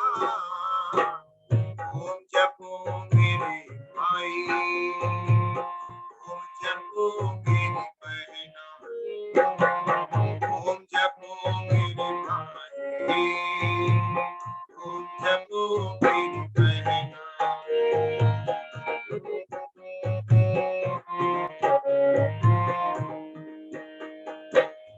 ओम नाम का सुमिरन सुख पहुंचाता है, ओम नाम का चिंतन हर्षाता है। अमृत के सागर में प्रेमी, अमृत के सागर में प्रेमी मस्त मगन ही रहना। ओम जपो मेरे भाई,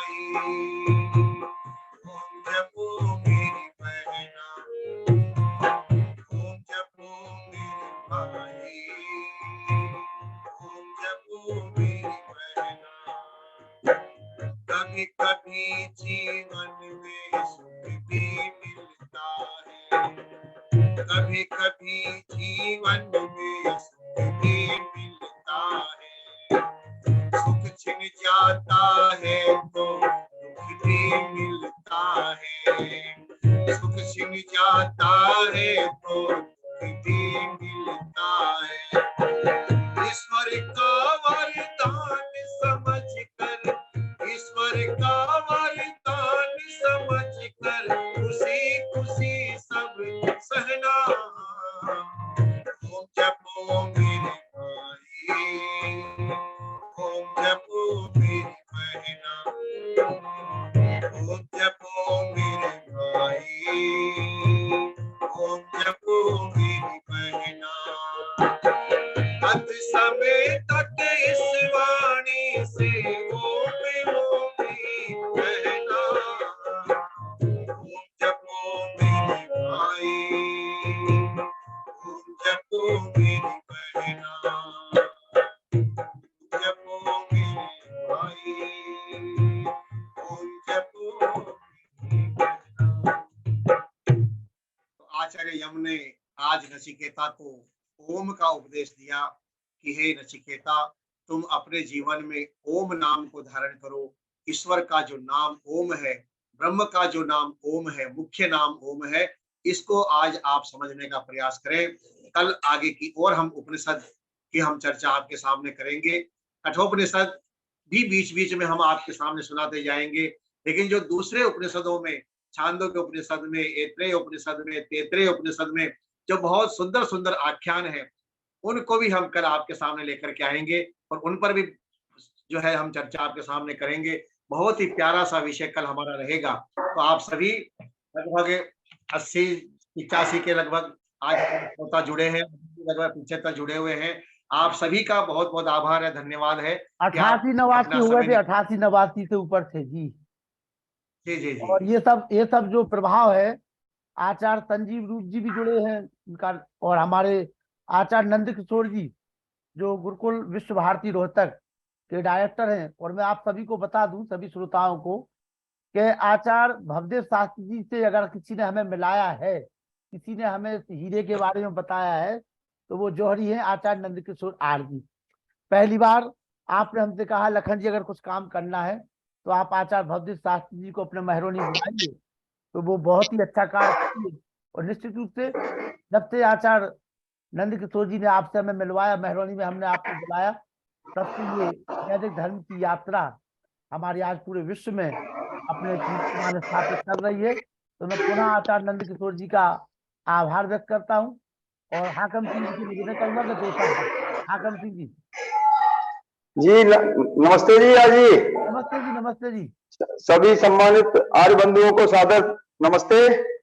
और हम जैसा आचार्य जी को सुन रहे हैं, आचार्य भवदेव शास्त्री जी को, आप सही कह रहे हैं कि वास्तव में इस प्रवाह के लिए उनको श्रेय जाता है। और शायद शुरू में जो कथा का शुभारंभ हुआ, मुझे लग रहा है आचार्य जी ने किया था ना? हाँ, आचार्य जी ने पहली वेद कथा आचार्य भवदेव शास्त्री जी ने ही प्रारंभ की थी जी। प्रारंभ की थी, हाँ, वो मुझे भी ध्यान आ रहा है। तो वास्तव में आचार्य जी का एक अच्छा मार्गदर्शन, और आज ओम के ऊपर जो मार्गदर्शन दिया है, व्याख्यान किया है नचिकेता जी को लेकर के हम आचार्य जी के माध्यम से, तो वास्तव में वह बहुत सुनने लायक और समझने लायक विषय है। मैं थोड़ा देर से जुड़ पाया क्योंकि मैं दूसरी एक बैठक में था। कोई बात नहीं, कोई बात नहीं। जैसे मुझे मौका मिला मैं जुड़ा। और बहुत बहुत धन्यवाद आर जी, आपको, सभी सम्मानीय बंधुओं को। 80-90 लोग आज जुड़े हैं और अच्छी संख्या है। ये सब लखनलाल जी, बड़े भाई, आपका आशीर्वाद है सब। नहीं, लखनलाल जी आपकी मेहनत है, और हमारे जो विद्वान वक्ता इस बीच में अपने व्याख्यान दे रहे हैं, वह उनको श्रेय जाता है। उनके व्याख्यानों से लोग ओतप्रोत हैं, लोग समझ रहे हैं। अच्छा, हाकम सिंह भाई साहब हैं, प्रबंधक जी हैं कई इंटर कॉलोनी के, और उनके प्राचार्य मनोज कुमार तिवारी टाटा भैया जी। आइए टाटा भैया जी। है क्या जुड़े टाटा जी? जुड़े जुड़े जुड़े। ठीक ठीक ठीक, धन्यवाद धन्यवाद। सुनिए सबको। हाँ, दर्शन जी, सभी को नमस्ते। नमस्ते जी। मैं तो धन्यवाद दूंगा लखनलाल जी को कि आज जो है समय पर याद दिलाया, क्योंकि मैं जो है आचार्य भवदेव शास्त्री जी के भजन को बहुत अच्छा लाइक करता हूँ। और उनके भजन से जो है मुझे बहुत अच्छी जो है नींद आती है रात में, क्योंकि इतना सारगर्भित जो है भजन आपका रहता है। और इसकी कहीं अगर सीडी वगैरह मिल जाए तो मुझे जो है ले लूं तो और अच्छा रहेगा, क्योंकि आपके भजनों में जो है बहुत ही आनंददायक मिलेगी भजन है। प्राचार्य जी सीडी भी मिलेगी और इनके भजन भी मिलेंगे। बस आप लोग जुड़ करके वैदिक धर्म की दुमदुबी को बजाय रखिए और हमारा साथ दीजिए। हमें अच्छा लगता है आप लोग आ जाते हैं। हमारे मनोज कुमार टाटा भैया जी है, इंटर कॉलेज के प्रधानाचार्य, हमारे बहुत अच्छे आरएसएस के कार्यकर्ता है। एक मीटिंग आज विवेकानंद जी पे चल रही थी, उसके बाद तुरंत जैसे हमने कॉल किया तुरंत हमारे महान बाबा आ गए। नीरज द्विवेदी जी, नीरज द्विवेदी जी जो हमारे बहुत अच्छे गीता जी भाई साहब, पाठक है, आइए। आप तो आप पूरे परिवार के साथ हमारी बहुरानी को भी सुना रहे थे आप तो। जी भाई साहब प्रणाम। 20 मिनट हो गया था जी कार्यक्रम, आपने याद दिला दिया मैसेज बीच में करके, तो इसलिए आपको बहुत बहुत धन्यवाद की याद दिलाया। और शास्त्री ये बोतल में आचार्य शास्त्री जी के बारे में तो कुछ कहने की, वो सूरज को दिया दिखाने जैसा है, उनके बारे में कुछ कहा जाए तो घर बैठे हम लोगों को कथा आप सुना रहे हैं। और ऐसी सार्थक कथा जो कथा पंडालों में नहीं मिलती है। कथा पंडालों में केवल नाच गाना और ये सब होने लगा है, बड़ी प्रदूषित कथाएं आजकल होने लगी हैं, तो वहाँ सुनने का तो मन ही नहीं होता है। तो यहाँ आप इतने सहज और सरल तरीके से और हम लोगों को लाभान्वित करा रहे हैं, इसके लिए आपका बहुत बहुत नीरज भाई बस एक ही अपेक्षा रखते हैं कि अगर आपको लगता है कि वास्तव में बड़ा आनंद और पुरुषार्थ ये मेहनत हो रही है, तो ये सार्थक तभी होगी जब घर घर हम इस वेद की कथा को पहुंचा दें। हम घर घर लोगों को वेद के ज्ञान से नहलवा दें। ये कार्य आपको भी करना पड़ेगा, हमारे साथ सहयोग करिए थोड़ा सा जी, क्योंकि आप लोग समाज के वो लोग हैं जो आपकी बात सभी व्यक्ति लोग मानते हैं। समाज के आप सुधार हैं और आपके पिताजी हमारे इस ललितपुर जनपद ही नहीं अपितु पूरे भारत देश में संस्कृत कार्य के लिए, संस्कृति कार्य के लिए जाने जाते हैं और उसी परिवार से आप हैं। भाई देविंद्र निरंजन जी शिक्षक साथी, देविंद्र निरंजन जी पहली बार जुड़े हैं। देविंद्र निरंजन जी ऑडियो खोल लीजिए। देविंद्र निरंजन जी, देविंद्र सिंह जी जी हाँ जी, आइए। कैसा लगा आज कार्यक्रम? बहुत बढ़िया लगा आज सुन के। वीडियो खोल लो अपना, लोग पहचाने तो हमारे देवेंद्र सिंह को। अच्छा ठीक है सर। जी आइए। हाँ सभी लोगों को नमस्कार मेरा। जी देवेंद्र जी नमस्ते। हाँ आज अच्छा लगा हमें ये सुनकर, बड़ा सुखद महसूस कर रहे हैं। आगे आगे समय देंगे। जी हाँ बिल्कुल देंगे। चलिए धन्यवाद देवेंद्र सिंह जी। और भी अपने मित्रों को जोड़िए, जो भी आपके शिक्षक साथी है मध्य प्रदेश के, उनको भी जोड़िए, ठीक है ना? ठीक है भाई साहब, बहुत बहुत धन्यवाद आपका, आपने समय निकाला, जुड़े आप। आचार्य संजीव रूप जी आइए, आपका रूप हम देख लें। और बराबर में आपका कार्य वेद का प्रचार प्रसार अनुभव रूप से चल रहा है। आप मेरे निवेदन पे जुड़े हैं, बुधनी से आप हैं, आप 8 जगह के विद्वानों में आपकी गिनती आती है। आइए आचार्य संजीव रूप जी। आचार्य नंद किशोर जी ने तो आज जलवा पेल दिया, देखिए कितनी बड़ी बड़ी महान विभूतियों को। बहुत अच्छा लखन भाई, आपके लिए बहुत बहुत धन्यवाद। आप निरंतर पुरुषार्थ कर रहे हो। ये मेरा पुस्तकालय है और यही मेरा शयन कक्ष भी है। यहाँ से सुबह 5:30 बजे से लाउड स्पीकर पर मेरा प्रतिदिन का वेद कथा होती है, तो मैं इसी में ही सोता हूँ। और आज आपसे जुड़ा तो आचार्य जी का बहुत अच्छा, और इसी तरह के उपदेशक अब जरूरी हैं समाज के लिए। जी जी जी विधाओं में काम करते हो। मैंने इसकी शुरुआत की थी अब से 5 साल पहले जी, और मुझे अच्छा लगा। आप इस तरह से ढूंढ करके हमारे आचार्यों को प्लेटफॉर्म दे रहे हो, बहुत अच्छा। बहुत बहुत धन्यवाद। और आचार्य जी को नमस्ते, बहुत बहुत धन्यवाद। सभी को मेरा बहुत बहुत प्रणाम, बहुत बहुत नमस्ते, आभार आपका आचार्य संजीव जी। और हमारे बीच में पहली बार घनश्याम संगीता जी, परिचय दे दीजिए अपना भाई साहब जी। माइक खोल दिया मैंने आपका जी। मैं घनश्याम शर्मा कानपुर से हूँ और पेशे से एडवोकेट हूँ। और बड़ा आप लोगों का बहुत बहुत आभार, आप लोगों ने हमें बोलने का मौका दिया। और दूसरी बात यह है कि मेरा सौभाग्य रहा कि आज हमने आपका ये पढ़ा था कि अब नहीं जुड़ेंगे तब जुड़ेंगे, कब जुड़ेंगे। तो मुझे बड़ी तकलीफ हुई कि मैं वास्तव में आपके द्वारा कई बार लिंक भेजा जा रहा है और नहीं जुड़ पा रहा हूँ, थोड़ा सा समय का बहुत अभाव, लेकिन कहीं ना कहीं समय का इतना अभाव नहीं होता है, आदमी कहीं ना कहीं कमजोर होता है जो नहीं जुड़ता है। तो मैं अपनी गलती मानता हूँ कि मुझे जुड़ना चाहिए कभी न कभी मौका देख के, इसलिए मैं आप सभी लोगों से माफी मांगता हूँ कि मैं नहीं जुड़ पाया, लेकिन कोशिश करूंगा कि आगे से जुड़ूंगा। और आप लोगों का वास्तव में मैंने लखन लाल जी बहुत बहुत आभार आपका कि आपने बहुत बार लिंक ऐसे भेजे जिनसे मुझे मन हुआ कि मैं जुड़ूं, और दुर्भाग्य रहा कि बहुत ऐसा समय अभाव थोड़ा रहता है जिस कारण नहीं जुड़ा, लेकिन मैं फिर कोशिश करूंगा कि आपके साथ जरूर जुड़ूंगा, और इस प्रकार के जो आपके द्वारा जो संगठन के द्वारा जिस प्रकार से ये ऑर्गेनाइज किया जाता उसका लाभ उठा सकूं। तो बहुत बहुत धन्यवाद, और आप सभी लोगों को बहुत बहुत धन्यवाद। बहुत बहुत आभार वकील साहब, सम्मानित कानपुर से हैं। और जी आपका भी बहुत बहुत आभार कभी जी। कभी बीच में मुझे लिखना पड़ता है, यदि जी आप जी नहीं जुड़ेंगे तो कितनी अपेक्षा करेंगे। नहीं, बिल्कुल मैं अपनी गलती मानता हूँ सर, मानता हूँ जी। चलिए कोई बात नहीं, गलती की कोई बात नहीं, आगे जुड़े रहिए। बिल्कुल कोशिश करते हैं, हर बार कोशिश करेंगे जुड़ने की। जी जी बहुत बहुत आभार आपका। जी हमारे बीच में त्रिपाठी जी जुड़े हुए हैं, क्या नाम उनका, पहली बार है। राम सेवक निरंजन जी, आप आ जाइए। राम सेवक निरंजन जी, राम सेवक निरंजन जी, रमेश चंद्र सेन जी, काफी दिनों के बाद रमेश चंद्र सेन जी को हमने फोन लगाया, आज जुड़े वो। रमेश चंद्र सेन जी आइए। राम सेवक निरंजन जी, प्रवीण कुमार आर जी,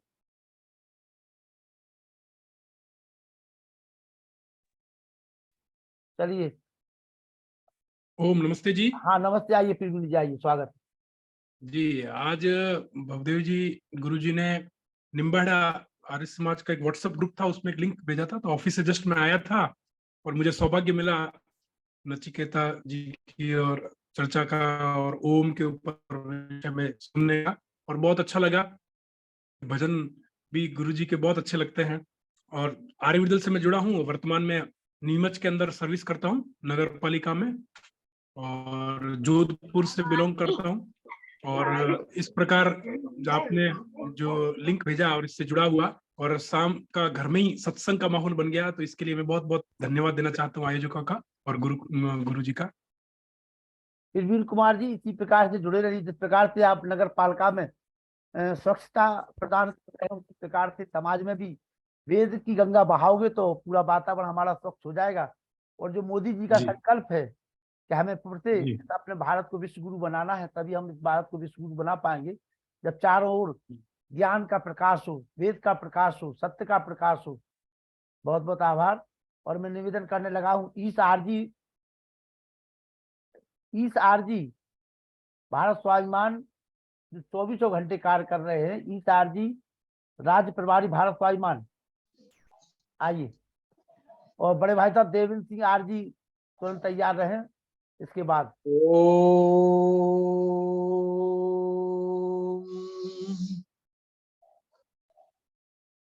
आदर एवं सम्मान के योग हम सब मोतियों को एक माला में पिरोने वाले हमारे धनी भ्राता लखन आर्य जी,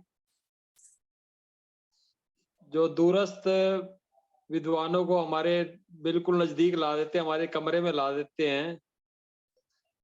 वाकई अपने आप में कोरोना के बाद अगर कोई एक नई क्रांति हुई आर्य समाज के अंदर, भाई दूर जिन विद्वानों को हम नहीं सुन पाते थे, उन विद्वानों को भी हमारे लखन लाल जी ने हमारे समक्ष हमारी बुद्धि को झंझोरा, भाई हम क्या कार्य कर रहे हैं आर्य समाज के प्रति, प्रेरणा मिलती है। और ये कोई छोटा कार्य नहीं है भाई, लखन आर्य जी जो कर रहे हैं एक निरंतरता के साथ ऑनलाइन प्रतिदिन हम एक कार्य करने के लिए मतलब 10 बारी सोचते हैं, तब जाके 1-3 दिन का कार्यक्रम रखते हैं आर्य समाज का उत्सव, और ये निरंतर उत्सव हो रहे हैं। तो इसके लिए पूरी भाई लखन लाल जी को बहुत बहुत शुभकामनाएं, इनके परिवार को भी बहुत बहुत शुभकामनाएं, जो कि इनको प्रेरणा करते रहते हैं, क्योंकि जब तक परिवार का आशीर्वाद ना मिले तब तक कार्य आगे नहीं हो पाता।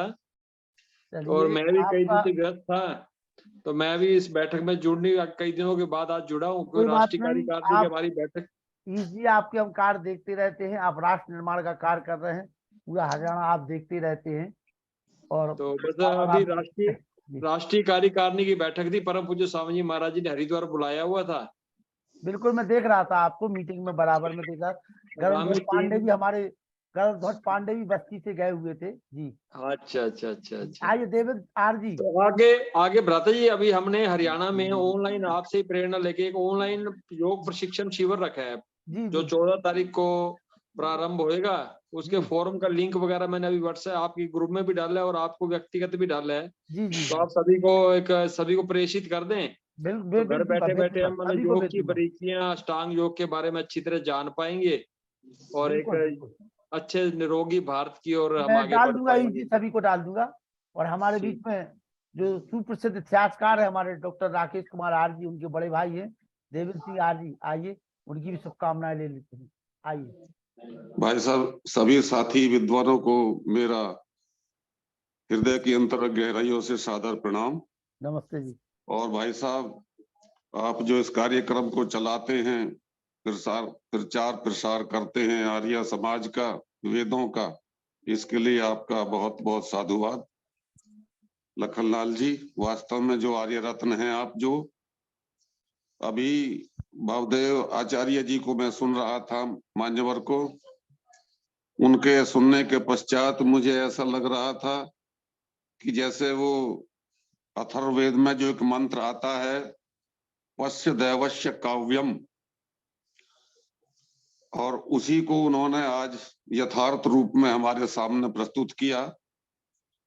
प्रेम मार्ग, श्रेय मार्ग, कर्मफल सिद्धांत, यम नचिकेता संवाद, आत्मा क्या है, मृत्यु के बाद क्या स्थिति होती है, ऊखी मठ की वार्ता, और उदयपुर में महर्षि दयानंद जी का जाना, वहां प्रलोभन में नहीं आना, नचिकेता के द्वारा भौतिक संसाधनों में जो 5 कमियां बताना, धन की भूख से तृप्ति नहीं होना, ययाति की कथा, वेद और ईश्वर की वाणी है, इस प्रकार से उस बात को रखना, वेद का अर्थ ज्ञान रूप में बताना, ओम कर्तो स्मर है, ओम प्रतिष्ठ है, ओम खम ब्रह्म, और उसके बाद अवरक्षण धातु के जो 19 अर्थ बताए, बहुत ही सुंदर तरीके से उन्होंने व्याख्या की है। ये हम सभी के लिए बहुत ही ज्ञानवर्धन का उन्होंने कार्य किया है। मैं उनका हृदय से धन्यवाद अदा करता हूं भाई भवदेव शास्त्री जी का। और आपने जो मेरे लिए आज शब्द लिखे थे, उससे मुझे एक बहुत ज्यादा प्रेरणा सी मिली, और मैं पुनः सारी व्यस्तताओं को छोड़ करके आपके जो है आदेश पर इधर आया था। मैं अभी 2 दिन की क्षमा चाहूंगा केवल साथियों से, 2 दिन के लिए, बाकी फिर मैं रेगुलर रहूंगा आपके साथ। चलिए धन्यवाद, कोई बात नहीं, आप हमारे बड़े भाई हैं, कभी कभी धन्यवाद आपका सभी का, तो लिख देते आप सभी का धन्यवाद और सादर नमस्कार पुनः। जी जी। आइए युद्धवीर जी, 2 शब्द। सभी विद्वानों का मेरा सादर नमस्ते जी। आज मैं देख रहा हूं हमारे आदरणीय आचार्य संजीव रूप जी और आदरणीय जो हमारे बहुत ही महान हस्ती डॉक्टर राकेश आर्य के बड़े भाई बता रहे थे देवेंद्र आर्य जी, लग रहा है पूरा परिवार ही विद्वानों से भरा है। उनकी 2 मिनट की जो व्याख्या रही, कितनी मतलब एक बहुत ज्यादा एनर्जी का कार्य उन्होंने किया है। तो इस तरह से जो सारे विद्वानों को देखो, इसके लिए अब जैसे हमारे अभी ईश आर्य जी बता रहे थे, और बता क्या रहे थे, हम देख रहे हैं निरंतरता के साथ जो हमारे अब कहते हैं भाई उनको वो उपाधि मिलनी चाहिए, किसी नेता को वो उपाधि मिलनी चाहिए। वास्तव में जो आर्य रतन लखनलाल जी हैं, मतलब मैं क्या शब्द कहूं, कितना मतलब ये एक विशेष, मैं तो यही कहूंगा, सैनो बंधुर जनिता स विधाता, धामानि वेद भवनानि विश्वहा यत्र देवः। हे मनुष्यों, वह परमात्मा अपने लोगों का भ्राता के समान सुखदायक। तो उन ईश्वर का ये साक्षात जो रूप हम देख रहे हैं, और ये आदरणीय लखनलाल आर्य के माध्यम से हम उसे महसूस कर रहे हैं। अभी जो भवदेव शास्त्री जी ने हमें जो बताया ईश्वर के वो विषय में, एक भाई स ब्रह्मा स विष्णु स रुद्र स शिव ससो परमेश्वरा। लेकिन देखो कितनी विडंबना रही, ये जो कितने उच्च कोटि के जो विद्वान जो आप यहाँ ला करके इतनी सुलभता के साथ हमें उपलब्ध करा रहे हैं, ये एक बहुत बड़ी बात कीर्ति है ये आपकी। तो उन्होंने बताया, वो कहते थे पहले जो पंडित, एक सर देवाधीनम जगत सर्वम मंत्राधीनस्त देवता ते मंत्रा ब्राह्मण अधीनस्त तस्माद ब्रह्मण दैवतम। और एक आप जो लोग हैं वो कह रहे हैं भाई सर्वे वेदायत पद्मावन। तो मैं तो यही कहूंगा कि आप निरंतरता के साथ ये कार्य करते रहें। आज 90 तक जो वो पहुंची, हम ईश्वर से एक कामना करेंगे और उसके लिए हम पुरुषार्थ भी करेंगे। एक ये जो संख्या है ना, ये 1000 तक पहुंचे। और निश्चित तौर पर आपकी जो निरंतरता, आपकी जो अभी जो बता रहे थे, एक बीच में एक और विद्वान जो आपने साथी जोड़े थे, और उन्होंने कितना अपने आप को गिल्टी महसूस किया और कितना अपने आप को थोड़ा मतलब बहुत ज्यादा उन्होंने, जी आप बार बार हमें कहते हैं और हम देखते हैं, हम नहीं जुड़ पाते हैं, और ये हमारा दुर्भाग्य है। और ये वास्तव में ये है भी असलियत ही एक, ये कई बार हम भी वंचित रहते हैं लेकिन न चाहते हुए भी। तो हम भी ये प्रयास करेंगे जो हमारे जो संपर्क में जो आम हो या खास हो, हम पूरी तरह से प्रयास करेंगे कि वो भी आपके इस गंगा में डुबकी लगाएं। पुनः सभी विद्वानों का मेरे साथ नमस्ते। बहुत बहुत आभार। व्यासचंद्र शास्त्री जी, 1 मिनट में अपनी शुभकामनाएं दे दें, फिर हम समापन करें। जी अनिल नरूला जी। ओम ओम ओम।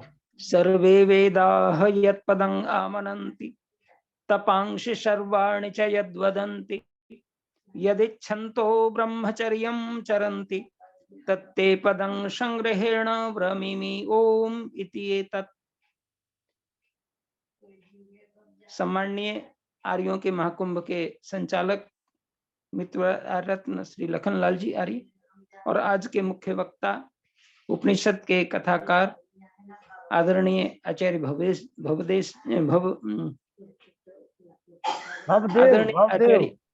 भवदेव शास्त्री जी, और इसके साथ ही साथ हमारे आचार्य संजीव रूप जी, हमारे नंद किशोर आर्य जी, हमारे आदरणीय देवेंद्र प्रसाद सिंह जी, माननीय युद्धवीर सिंह जी, हमारे पराशर जी, सभी विद्वद्गण और मातृशक्तियों में आदरणीय माता चंद्रकांता जी, दया आर्या जी, कमला हंस जी, अदिति आर्या जो नित्य प्रति सुंदर भजन से हम सबों को आप्लावित करते हैं, सबको बहुत बहुत नमस्ते।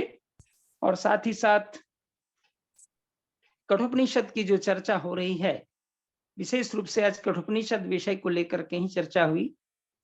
निसंदेह कठोपनिषद के अंदर जो भाव हैं, वो कठोपनिषद का ऋषि इतना महान व्यक्तित्व को हमारे सामने प्रस्तुत कर रहे हैं कि व्यक्ति अपने जीवन के पुरुषार्थ को यदि करना चाहता है तो श्रेय की ओर जाए। यदि व्यक्ति प्रेय में लगा रहेगा तो उसे सुख विशेष की प्राप्ति नहीं होगी, और मुक्ति की प्राप्ति करनी है तो फिर उस ओम की ओर जाएं। परमात्मा के गुण से एक एक नाम वाला है, लेकिन अनेक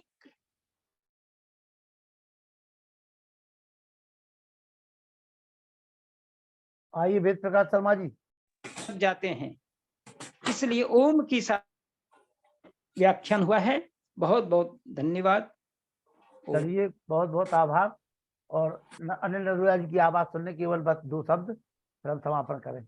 जी आर्यजनों को सदर प्रणाम, चूंकि समय हो गया, लखन जी का कार्य कहना ठीक शर्मा जी शांति पाठ। सबको बहुत बहुत धन्यवाद, सबको बहुत बहुत प्रणाम। शांति अंतरिक्ष शांति पृथ्वी शांति लापा शांति रौषधया शांति बादल पतय शांति विश्व देवा शांति ब्रह्म शांति सर्व शांति शांति रेवा शांति श्यामा शांति रेदि ओम शांति शांति शांति। जो बोले सब सत्य सनातन वैदिक धर्म की जय। गुरु ब्रह्मानंद की जय। महर्षि दयानंद की जय।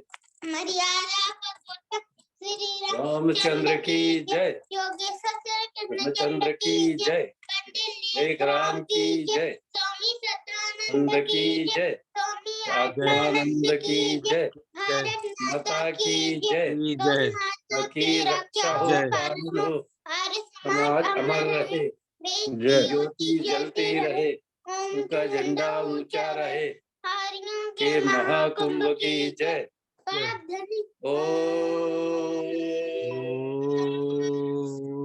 वैदिक अभिवादन सबको नमस्ते जी। ओम सर्वेभ्यो नमः। बहुत बहुत आभार हमारे देविंती निरंजन जी शिक्षक साथी, पहली बार जुड़े हैं हमारे कहने पर, और इसी प्रकार से आप जुड़े रहे। युवाओं की आवश्यकता है, तो आज युवा दिवस मनाया जा रहा है।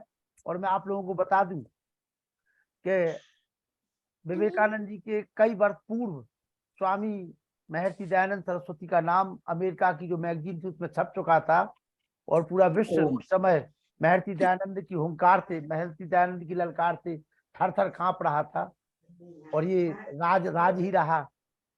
और आज युवा दिवस है, तो हमारे युवा भाई देवेंद्र निरंजन जी जुड़े, उनका स्वागत है। और हमारे कानपुर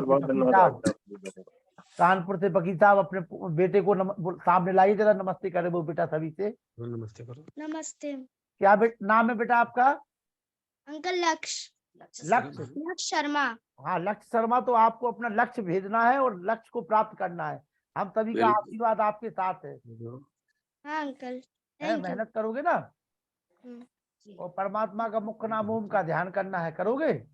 हाँ करेंगे। गायत्री मंत्र सुनाओ।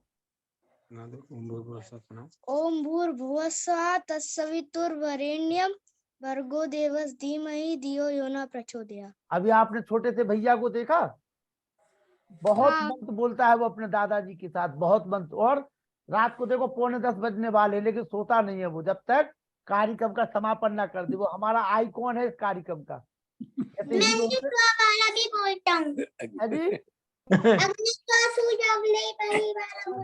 आप कल बोलना, कल ठीक है, कल बुलवाएंगे। आप समय हो गया, कल बोलना, ठीक है। चलिए, लक्ष्य भी बोलेगा, हमारा लक्ष्य शर्मा भी बोलेगा, ऐसा नहीं है। वो मेरे पहले बोलेगा। ना ना ना ना, वो तो आपका जो स्थान है वो तो फिक्स हो गया। पहले आप ही बोलोगे, अभी तो वो शुरू करेगा बेटा, आप तो सीखेगा।